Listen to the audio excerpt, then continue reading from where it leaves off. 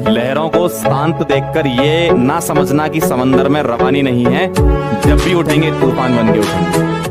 दोस्तों, एक लड़की मदद की गुहार लेकर अपने निकटतम थाने जाती है और थाना प्रभारी से मदद की गुहार लगाती है, हाथ पैर जोड़ती है और थाना प्रभारी उसे मदद करने का आश्वासन भी देता है, लेकिन उसके बदले उस लड़की के साथ अनैतिक संबंध बनाने लगता है, उसका वीडियोग्राफी करता है, अश्लील फोटो खींचता है और फिर शुरू होता है एक ब्लैकमेलिंग का धंधा।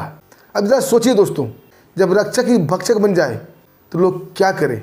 जब आम आदमी को कोई प्रॉब्लम, कोई मजबूरी आती है तो पुलिस के पास जाती है, और पुलिस वाले ही अगर ब्लैकमेल करना शुरू कर दे तो कहाँ जाए। आखिर लाचार होकर वो लड़की उस पुलिस वाले का लिंग ही काट देती है। दोस्तों क्यों, आखिर उसके साथ क्या हुआ, क्या मजबूरी आ गई थी। आइए दोस्तों पूरी कहानी को जानते हैं विस्तार से। दोस्तों कहानी शुरू करें इससे पहले आप लोगों का बहुत बहुत शुक्रिया, दिल से धन्यवाद। आप लोग हमारे वीडियो को काफ़ी लाइक करते हैं, चैनल को सब्सक्राइब भी करते हैं। दोस्तों अपना प्यार ऐसे ही बरकरार रखिएगा, हम आपके दोस्त, आपके भाई हैं। दोस्तों एक कहानी की शुरुआत राजस्थान के जयपुर के सामोद गांव से होती है। दोस्तों आप लोगों को पता है, राजस्थान में जो छोटे मोटे गांव होते हैं ढानी बोला जाता है, और काफ़ी दूर दूर भी होते हैं। 10-12 घर मिला के गाँव बन जाता है। काफ़ी सुख सुविधा की वहाँ कमी है, अभी भी आवागमन से लेकर हर तरह की सुख सुविधा वहाँ नहीं मिल पाती है। उसी सामोद गांव में विजय कुमार अपनी पत्नी चंपा देवी के साथ रहा करता था। उसके साथ उसकी एक बहन भी थी जिसका नाम था आरती। विजय कुमार पेशे से ऑटो चलाया करता था और गरीबी में भी काफ़ी खुश रहा करता था। विजय कुमार के भी पढ़ने के काफ़ी अरमान थे, शौक थे, लेकिन आर्थिक तंगी के कारण वो पढ़ाई नहीं कर पाया। लेकिन वो अपना शौक अपनी बहन पर पूरा करता है। वो चाहता था उसकी बहन पढ़ लिख कर कोई ऑफिसर बने।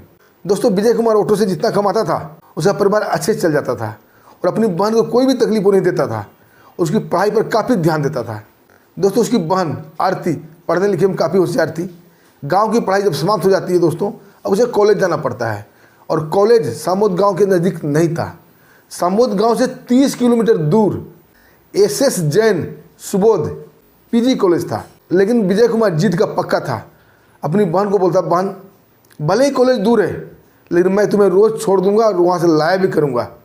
हमें चाहे कितनी परेशानी हो जाए, तुम्हें मैं पढ़ा के ही दम लूँगा। उसकी बहन काफ़ी खुश होती है और रोज़ विजय कुमार उसके कॉलेज टाइम से 1 घंटा पहले निकलता था और कॉलेज में अपनी बहन को छोड़ देता था। और शाम को जैसे ही उसकी क्लास समाप्त होती थी, बहन फ़ोन करती थी और विजय उसे वापस लेके घर आ जाया करता था। काफ़ी कठिन काम था दोस्तों, लेकिन विजय खुशी खुशी कर रहा था। दोस्तों दिन आ जाता है 15 अगस्त 2025 का। कॉलेज में उस दिन फंक्शन था और उसे जल्दी भी जाना था, क्योंकि स्टूडेंट नाटक उटक का व्यवस्था किए हुए थे। आरती अपने भाई विजय को बोलती, भैया आज मुझे कॉलेज जल्दी जाना है। विजय जल्दी फटाफट तैयार होता है और अपनी बहन को 15 अगस्त के दिन एसएस सुबोध पीजी कॉलेज छोड़ देता है और उसे बोलता है, बहन जैसे तुम्हारा प्रोग्राम समाप्त हो जाएगा हमें फ़ोन करना, मैं आ जाऊँगा। क्योंकि ऑटो उसी एरिया में चलाया करता था, क्योंकि वो शहर पड़ता था। दोस्तों करीब करीब 3 बज जाते हैं, सारे फंक्शन सारे प्रोग्राम समाप्त हो जाते हैं और आरती अपने भैया को विजय को फ़ोन करती है। तभी विजय एक बुकिंग लेकर कहीं जा रहा था। किसी परिवार ने उसके ऑटो को बुक किया हुआ था और अभी वो छोड़ने जा ही रहा था। वो जान रहा था अभी आने में 1 से 1.5 घंटा लग जाएगा। वो अपनी बहन आरती को बोलता है कि बहन तुम कोई ऑटो किराए पे कर लो और गांव चली जाओ। और दोस्तों सामोद गांव के ही 2 लड़के SS Jain Subodh PG college में पढ़ते थे। एक का नाम था कार्तिक, दूसरे का नाम था मोहित, और दोनों आवारा किस्म के लड़के थे। गांजा, बीड़ी, अफीम, चरस सब पीते थे, दारू दक्कड़ सब करते थे। और उनकी नज़र कई दिनों से आरती पे थी, लेकिन आरती अपने भाई के साथ आती थी और भाई के साथ जाती थी, इसलिए इन आवारा लड़कों की दाल वहाँ नहीं गल रही थी। लेकिन ये लोग गिद्ध दृष्टि लगाए हुए थे आरती के ऊपर, और 15 अगस्त को मौका मिल जाता है क्योंकि उसका भाई उस दिन नहीं आता है। आरती एक ऑटो बुक करती है, उसमें बैठ जाती है। ये दोनों लफंगे भी उसमें बैठ जाते हैं। आरती को उतना डर नहीं लगता है क्योंकि दोनों लड़के गाँव के ही थे। आरती भोली भाली सीधी सादी लड़की थी। दोस्तों जैसे ही सामोद गाँव नज़दीक आता है, सामोद गाँव के बाहर एक बड़ा सा बोरवेल लगा हुआ था और एक छोटा सा रूम भी बना हुआ था जहाँ से किसान अपने पानी पटाई करते थे। और वो बोरवेल था गांव के ही विवेक भाई का। दोस्तों बोरवेल नज़दीक आते ही कार्तिक और मोहित दोनों आवारा लड़के ऑटो वाले को चाकू दिखा देते हैं। ऑटो वहाँ रुकवा लेते हैं और चाकू की नोक पर आरती को वहाँ उतार लेते हैं और ऑटो वाले को धमकाते हुए बोलते हैं, अगर तूने ये बात किसी को कही तो तुम्हें जीवित नहीं छोड़ेंगे। बेचारा ऑटो वाला डर से वहाँ भाग जाता है। अब वो कार्तिक और मोहित दोनों चाकू की नोक पर आरती को लेकर बोरवेल वाले कमरे में जाते हैं। उसे डराते हैं, धमकाते हैं और डरा धमका कर उसके साथ अनैतिक काम करते हैं। वो बेचारी डर से चीख भी नहीं पा रही थी। तभी खेतों में पानी लगाने के लिए विवेक कुमार, जिसका कि बोरवेल था, वहाँ आता है और अपने कमरे से अजीब अजीब आवाज़ सुनकर वहाँ कमरे में जाता है। और जैसे ही कमरा खोलता है, वहाँ का नज़ारा देख कर वो शौक हो जाता है, क्योंकि वो तीनों को जानता था। आरती को भी जानता था, कार्तिक को भी जानता था और मोहित को भी जानता था। और ये भी जानता था कि मोहित और कार्तिक आवारा लड़के हैं। दोस्तों, विवेक को देखते ही आरती दौड़ के आती है और विवेक से लिपट जाती है और बोलती, भैया मुझे बचा लो। विवेक को समझते देर नहीं लगती है कि दोनों आवारा लड़के ने इन्हें डरा धमका के यहाँ लाया होगा। तब तक मौका पाकर कार्तिक और मोहित वहाँ से विवेक को धक्का देके भाग जाते हैं। विवेक आरती के कपड़े ठीक करता है, उसे कपड़े पहनाता है और सीधा लेके उसके घर आता है, क्योंकि वो विजय को भी जानता था। इधर घर में विजय भी पहुंच चुका था। विवेक घर आकर सारी बात बताता है। विजय भी सुन रही थी, उसकी पत्नी चंपा देवी भी सुन रही थी। दोस्तों, ये कहानी सुनकर विजय आपे से बाहर हो जाता है और सामोद पुलिस स्टेशन जाता है आरती को लेकर।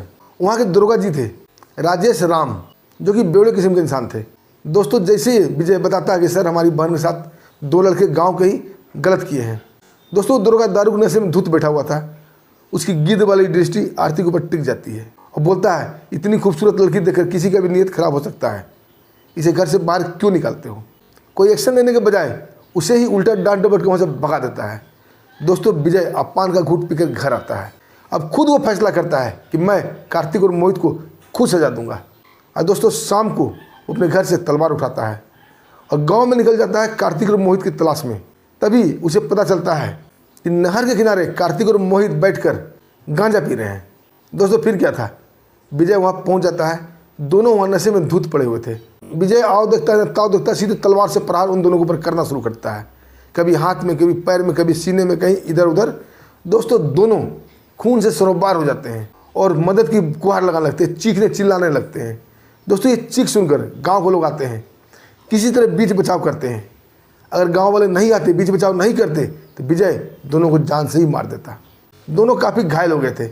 उसके माता पिता भी आते हैं। उसे आनंद फानंद में हॉस्पिटल में भर्ती कराया जाता है। अब वो दोनों लड़के के माता पिता सामोद थाना जाते हैं और वही दरोगा राजेश राम मिलता है और राजेश राम को सारी कहानी बताते हैं।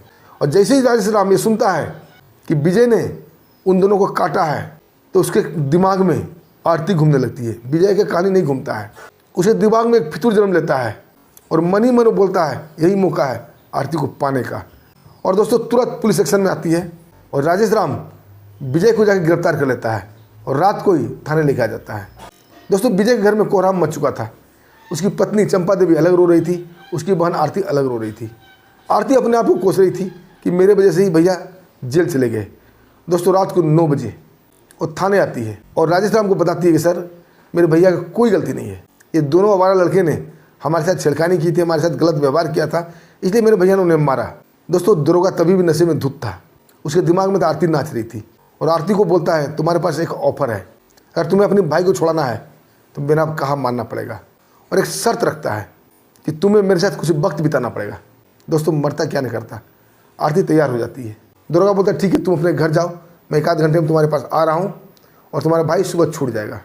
दोस्तों, आरती घर आ जाती है और करीब आधे पौने घंटे बाद वो दरोगा राजेश भी उसे घर जाता है, उसे कमरे में लेके जाता है और उसके साथ अनैतिक संबंध बनाता है। और यहाँ तक तो बात ठीक थी। ये संबंध बनाते हुए उसका वीडियो भी बना लेता है, उसका कई अश्लील फोटो भी खींच लेता है। जब उसका दिल भर जाता है आरती से, तो बोलता है, ठीक है, तुम्हारा भाई सुबह छूट जाएगा। और दोस्तों, ऐसा ही होता है। सुबह 10 बजे के आसपास विजय को छोड़ दिया जाता है। विजय अपने घर आ जाता है। सब कुछ पहले से ठीक हो गया था। विजय अपने काम पे जाने लगता है, आरती अपना कॉलेज जाने लगती है। दोस्तों, 2 दिन बाद दरोगा शराब के नशे में रात को 9 बजे विजय के घर पहुंचता है। जब विजय बोलता है, सर आप किस लिए यहाँ आए हैं, तो दरोगा साहब बोलते हैं कि मैं आरती से मिलने आया हूँ। दोस्तों, कौन भाई को ये सुनकर अच्छा लगेगा। विजय इसका विरोध करता है कि आप आरती से क्यों मिल सकते हैं। तो दरोगा उसे हड़काते हुए बोलता है कि ज़्यादा उड़ मत, और मोबाइल निकालता है और सारा वीडियो उसे दिखाता है, फोटो दिखाता है। अब बोलता है, अगर आरती से मिलने को तुम लोग रोका, इसे इंटरनेट पर वायरल कर दूंगा। दोस्तों, गांव देहात का शरीफ आदमी डर जाता है और वो दरोगा आरती को लेकर उसके भाई और भाभी के सामने ही लेकर कमरे में जाता है। फिर उसके साथ रंगरेलिया बनाता है।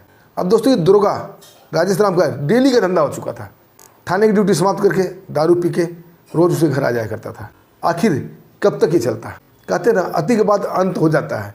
और एक दिन विजय और उसकी पत्नी दोनों एक निर्णय करते हैं, एक प्लानिंग बनाते हैं और उस प्लानिंग के तहत जैसे ही रात को वो दरोगा उसे घर आता है और आरती को लेकर कमरे में जाता है, विजय और उसकी पत्नी चंपा देवी दोनों एक एक तलवार उठा लेती है और दोस्तों कहर बन के टूट पड़ती है दरोगा के ऊपर। दरोगा तो पहले ही नशे में था, वो तलवार के बार से वहीं गिरकर निढाल हो जाता है। दोनों पति पत्नी उसका पैर पकड़कर घसीट कर आंगन में लाते हैं और उसके आंगन में कीकर का पेड़ था, जो कि राजस्थान में आम बात है, और उस कीकर के पेड़ से उसे बांध देते हैं और बांधने के बाद उसका प्राइवेट पार्ट यानी कि उसका लिंक काट देते हैं। दोस्तों दरोगा तड़प तड़प के वहीं पर मर जाता है। उसके बाद दोनों पति पत्नी सीधा शहर जाते हैं और एसपी साहब से मिलते हैं, उन्हें सारी बात बताते हैं। जब एसपी साहब अपने दल बल के साथ घटनास्थल पर पहुंचते हैं और दरोगा की करतूत देखकर, उसकी हालत देखकर वो भी शर्म से पानी पानी हो जाते हैं। लेकिन दोस्तों चाहे जो भी हो, कानून अपने हाथ में विजय ने लिया था, उसे गिरफ्तार कर लिया जाता है।